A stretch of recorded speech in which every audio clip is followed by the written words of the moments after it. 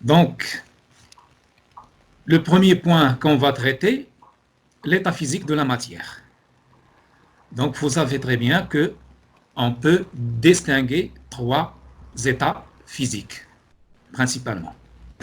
Donc, l'état gazeux, l'état liquide et l'état solide.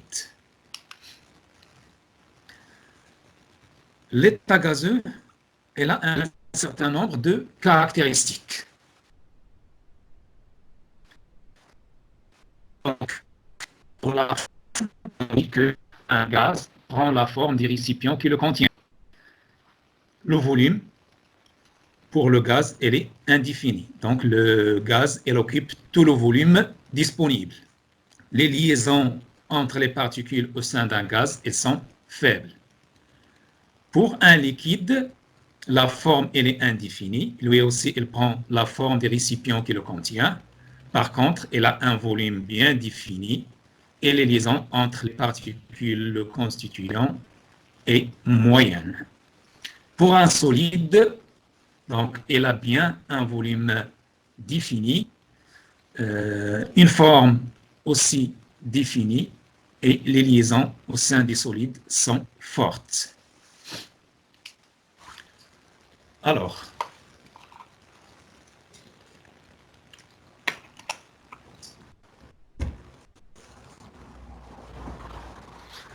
lors de ce cours, ou cet élément, nos modules, on va s'intéresser à l'état solide. Donc, selon l'arrangement des atomes constitue le solide, on peut faire la distinction entre deux classes importantes. Donc, les solides cristallins et les solides amorphes. Les solides amorphes présentent une répartition désordonnée des atomes. Et les atomes, on peut dire qu'ils sont répartis n'importe comment. Généralement, elles ont des propriétés physiques telles que la conductivité électrique, la rigidité, l'indice de fraction, qui sont les mêmes quelle que soit la direction d'observation. Et dans ce cas, on parle d'un matériau isotrope.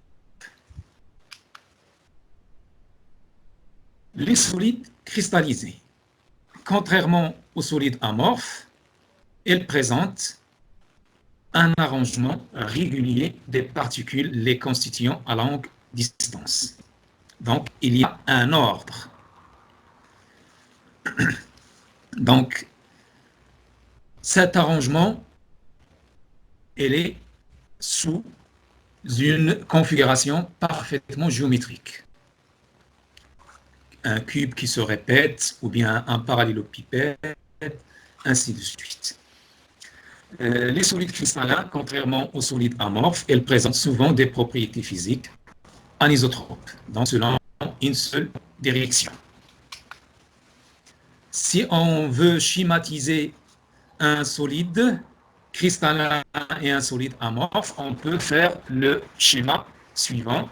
Vous voyez, on a un atome, le cercle en noir, entouré de trois autres ions, les cercles vides, et ils forment un triangle, et ce triangle, il se répète de manière régulière selon une translation dans les trois directions de l'espace.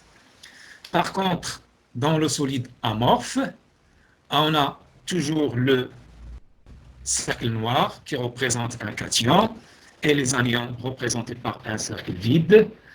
Ils se répètent, sauf qu'ils se répètent de manière aléatoire. Il n'y a pas une translation bien définie pour reproduire son motif. Donc voilà, on peut faire cette comparaison entre un solide cristallin et un solide amorphe de cette manière schématisée.